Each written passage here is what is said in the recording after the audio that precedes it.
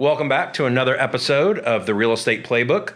This week's guest is David Aprile. David, how you doing today? I'm doing very good. Thank you for having me. Awesome, man. We're glad you can make time to come on down. So let's jump right into it, David. Why don't you start off by telling the audience what made you decide to become a real estate agent and kind of, spark your interest in real estate? Yeah, so I feel like a lot of people, when they get asked that, it was kind of like, I jumped into it from something else. But I kind of always wanted to do real estate. I've had a couple realtors in the family. They're mostly on the commercial side. But I've kind of looked at them and they've been successful. So I kind of, saw it as a career path that, has a lot of opportunity. So it's something that kind of you experienced, growing up, that you had a lot of family members who are on the commercial sector. Did any of them dabble in the residential side, or was it all strictly commercial? Not really. It's pretty much all commercial. One of them's a broker. The other two, they work for other brokerages. They're more south, but not really any residential. Yeah. So what made you choose residential then over the commercial? I've known Dennis Castellano. Okay. And that's kind of how he referred me in. I was talking with him, actually, as soon as I got my license. And he was like, look, this is a great opportunity to just kind of get your feet wet and work into, if you want to do the commercial route, you can, but, there's a lot of volume and it's a lot, you don't have those dead periods. Correct. In commercial. Or it's like feast or famine. Yes, that's right. Yep. Absolutely. So obviously, you listen to some other podcasts, heard other people kind of getting into real estate. They were, had previous endeavors and maybe even previous dreams that once they kind of got the experience kind of fizzled away. Right. Prior to obviously getting into real estate, what were your other occupations? What else have you done in the workforce? Yeah, so really the only thing I did was I worked at a butcher shop for a little while. Yeah, very fun. I enjoyed it a lot because I have cattle, so it connected very well with me. But really that was it, So talk to us a little about that. First at the butcher shop, were you cutting meat or working the... Yeah, I was doing kind of everything. I was cutting meat, I was making special orders, I was dealing with customers at the counter, so it was, and we had stuff in the shop, so I was kind of like customer service, but then make special orders and stuff like that. So then when, and I'm just curious because, you never see behind the scenes. So you're kind of able to kind of pull the curtain back and give me an in-depth look. So what is it? A cattle comes in? Is it like at the shop? Is it a full cattle? Is it skin? Or you start from scratch? So it was a box shop. It was like a boutique shop. It's a prime butcher shop. Right up here. Yeah. 54 and 41. Yep, that's right. And so we would deal with box beef. Basically, we would deal with, full loins, and we'd cut them down into steaks and special orders, prime ribs, and we would just basically... So you were getting kind of the larger cuts, almost like a roast or tenderloin. Yep. And then you were cutting in the fillets or ribeyes for the consumer. That's right. Yep. Did you have any experience actually with the full cow, kind of seeing how that process was? So not in the butcher shop. I've done a little bit of it on my own. Yeah, but not in the butcher shop. So how's that? It's awesome. I love it. It's very cool. Yep. That's unique. Do you have to have the stomach for it? Like, were you ever kind of like, I don't know how I would handle it, kind of seeing all that happen? Were you ever nervous, apprehensive, or with you it's just kind of like being on the ranch, being accustomed to that lifestyle, it's like second nature? I think part of it is just, you're around it, so it's just like this is where your food comes from, Right. So it's just like you're looking at it as, all right, I'm, creating my own food. Okay, Excellent. Then talk to us a little about, too, I know, not necessarily an occupation, but I think you're going to pick up a lot of, a certain skill set, certain attributes, certain values that are going to come from working with a rancher on a farm and bring to any occupation, not just real estate. Why don't you talk to us a little bit about, the ranch, your family property. Tell us a little about the lay of the land and exactly, what you've done on it personally. Yeah, definitely. So the main ranch is, my family has some cattle, but then the main one, we just have 20 acres that we work some cows on, and I feel like it's been an awesome experience just teaching, like I was up there the other night, a gate broke, I had a neighbor call me and, I'm up there, it's 8 o'clock, I'm welding a gate, and it's just like, it's one of those life lessons that no one is going to do this for you. Right. You either do it and then things work, or you don't do it and things suffer, And did you fence the whole property when you purchased it, or was it already fenced? We did some cross fencing. It was already fenced, but there were some fences that needed to be fixed and stuff like that. Yeah. And the cross fencing, is it just so you can move the cattle while other parts of the pasture or grass grow? Yeah, so part of it is we keep a bull there. So we'll lock him out part of the year when we don't want calves. And then the other part is we'll try and section it off so that we can have grass coming in and kind of manage it properly.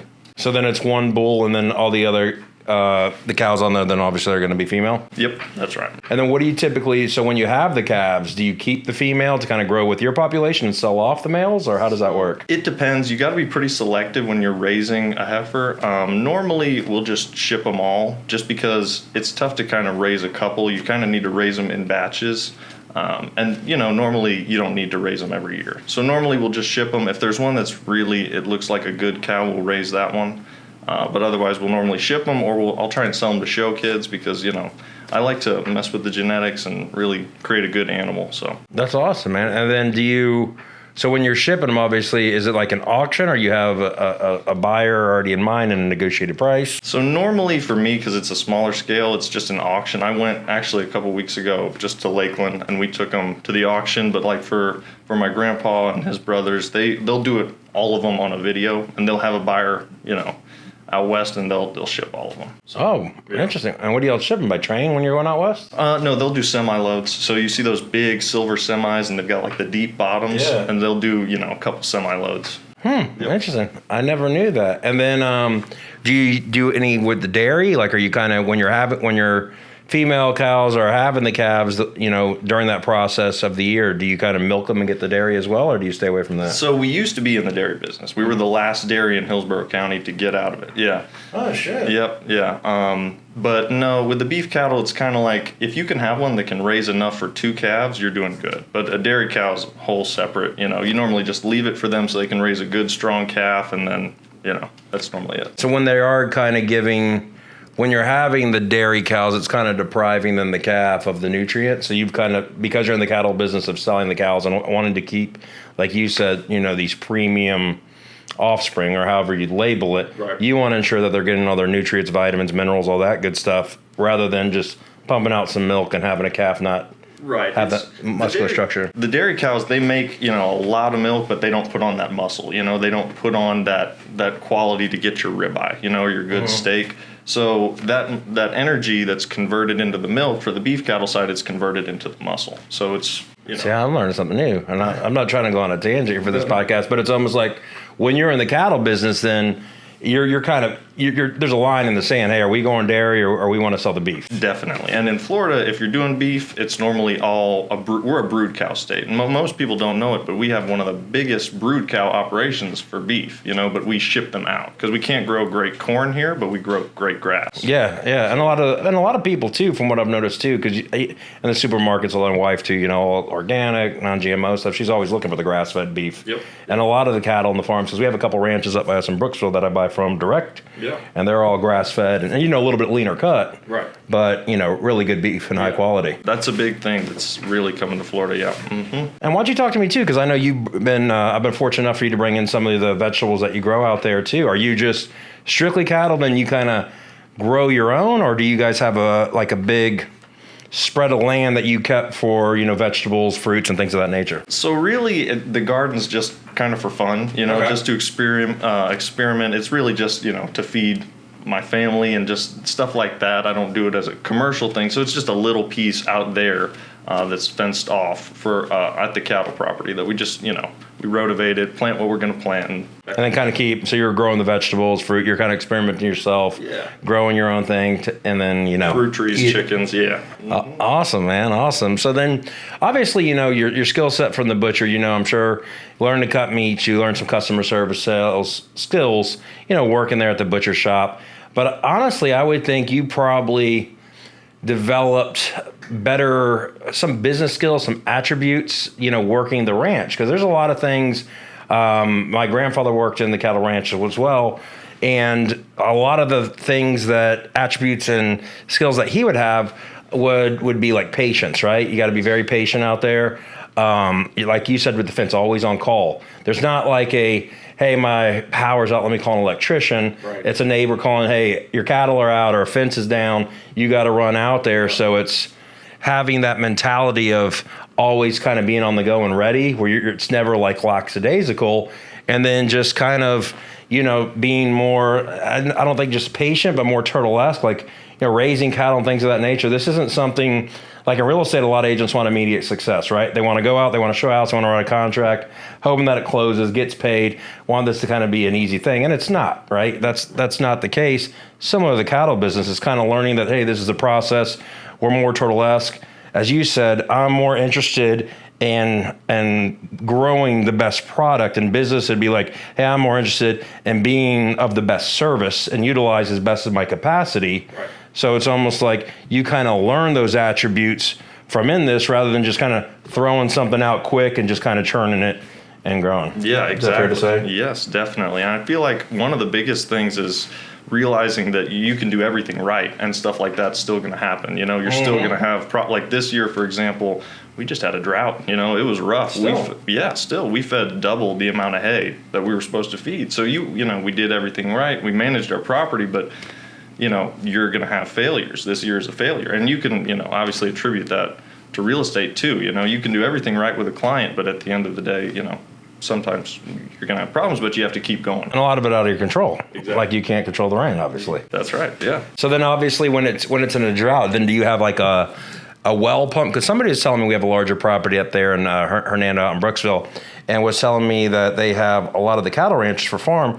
There's almost like these windmill, like well pumps or something. He was kind of explaining it. I don't want to butcher it. I don't know if that's what y'all have. We've had one before, the old school windmill with the pump. This one is just an electric pump, but it'd be tough to irrigate the whole property to grow grass. Right.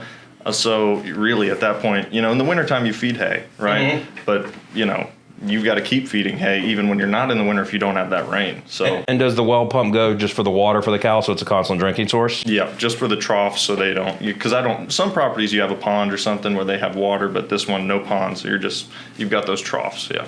And then what about, so too, the audience out there, real estate, it's very diverse, right? Very different. So some people, they always talk about real estate as an investment, right? But they're always thinking a structure. You always hear multifamily or a townhouse, condo, single family, paying a certain price, mortgaging it, paying it free and clear, then getting your rent roll, and that's how you profit. Right. You've gone a different direction with land. Why don't you, there's so many ways you can make money in real estate. Right. For anybody interested, and obviously I know it's depending on when you purchase, but it sounds like prior to the boom. So, the prices have obviously skyrocketed. But when you purchased the land, did you kind of go in the mindset of, we're going to make this a profit center for these cattle, or were you more just passionate about the cattle, not really worried about the money, and it just kind of, the money came secondhand? If I'm being honest, it's more just about something I really enjoy. I'm passionate about the cattle. I've grown up with my grandpa always telling me, if you want to make money, don't be a rancher, because it's very tough. Right. There are people that can do it, but you got to have volume, so it's tough to try and make money with cattle. So it was more just very passionate about it and I wanted to have a little space to do it. Yeah, absolutely. And also too, you're getting land appreciation and the intern, it's not just what you're making now, but over time you're getting equity in that land. I know I was talking to Jordan, who's in the brokerage, has a buddy out there he works with in Polk, who goes and gets large acreage. I'm talking like 100 acres plus, and then will lease the land to cattle ranchers. And that makes a lot of money for him. He's able to sit on the land, but able to get a little bit of return, while he's waiting for an area for the growth to come out there. It might be 10, 20, 40 years till it comes out, but eventually doesn't. They keep these massive, large tracts of land in the family that they pass down, and the cattle kind of handles the taxes, any holding costs until then. That's exactly right. That's kind of what my grandpa and his brothers, the family, we've always kind of done that, but just instead of leasing it out, we run the cattle. But it's really just you're managing that greenbelt tax, and then when the boom comes along, you're right there and you're ready. Absolutely, man. Well, that's awesome, dude. So obviously we talked a little bit about past occupation, a lot of skills. More came, I think, from some in the butcher shop, and I think that butcher shop gave you insight with kind of working with the cattle. But you picked up a lot of business skills, really kind of work in the ranch that helped, I think, get you into production quicker, that obviously you're now seeing those fruits of the labor. When you got into real estate, obviously it's something that you always dreamt about right out the gate. This is what I want to do. Let me jump right into it.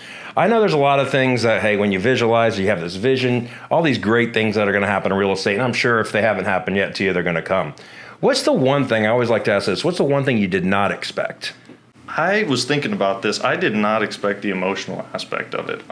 It's funny. I had a client not too long ago, and it's just bawling, tears at a buyer consultation, and I did not expect that. But you do kind of become like a therapist, you know? You're there for the client. I didn't expect it. Yeah. And then so this was before a contract. Yes, before a contract. This was a consultation. Yes, yeah. It was crazy. Yeah. Yeah, and you never know. I always like to say, you wear many hats being in real estate, and I'm sure other professions do as well, but there's a lot that goes into it than just buying and selling homes. Yeah, yeah. Mm-hmm. Absolutely. And then right now, obviously, the market's shifting a little bit, or has been shifting, I should say. We're in a little bit of a stable market. The issues that I notice we're having is inventory. Obviously rates are a little high, which is causing a lot of people who might want to think about upgrading if they're locked in at a 3% rate. They're going to be on the fence for a while just because of that swing in payment if they were to sell and take on, a higher priced home at the interest rates where they are right now. What's one thing that you're kind of doing, David, to double down in your business or really focus on to ensure that not only are you going to have continued success in this real estate market, but you're going to continue your growth and trajectory? Yeah, I think a big thing for me is just reaching out and trying to provide that value. Like for example, I had one client. He was looking at something for an investment, and it wasn't going to be a great investment. So I just kind of tried to provide that information, and I didn't get a sale out of it ultimately. But then, he's still reaching out to me, and I'm showing that, look, I'm here for you. I'm trying to provide that value and show that I'm trying to ultimately work in your best interest. Mm-hmm. Yeah, absolutely. And I mean, that's definitely, something you got to double down in and kind of just be there and always, be that voice of reason for the client. Sometimes, like you said, things are going to be out of your control. Yep. But you got to continue to, put your best foot forward and make sure you're always doing the right thing. Yeah. So what advice would you, right now, obviously getting in real estate, you're coming from the butcher shop, it was a job. I would think cattle ranching is a little bit like real estate. You might be going out there with a set amount of hours I'm going to work in mind, but you might get a curveball where you're working off hours. And the butcher shop was probably more like, hey, you're clocking in 8, clocking out at 12 type thing. Yeah. So now that you're kind of in it, and you might have created this back from when you started working at your ranch, but what are some things that you've done in order to put a structure in place to help you manage your work-life balance? Yeah.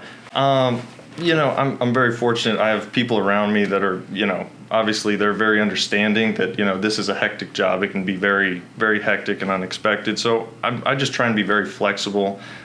Things that kind of contradict, the ranch and stuff like that. I just kind of, keep set blocks. And then other times your set blocks for prospecting and things like that. But just, have those other flexible times where if something does happen, I'm available, I'm ready, So what I'm hearing, correct me if I'm wrong, is one, you're following the calendar and the schedule, and you're sticking to that. So you're blocking out time. Yes. Yep. But two, you also, whatever you want to label it, family, friends, support group, you are kind of setting expectations of what to expect. Hey, this could be a job that pulls me in a lot of directions, very demanding. I want to let you know that I'm passionate about this, want to grow. This might happen. So they kind of have the peace of mind of, all right, we understand you now have their support. So it makes it an easier transition than if somebody didn't explain that to their, I'm going to call it support group, whatever that, looks like.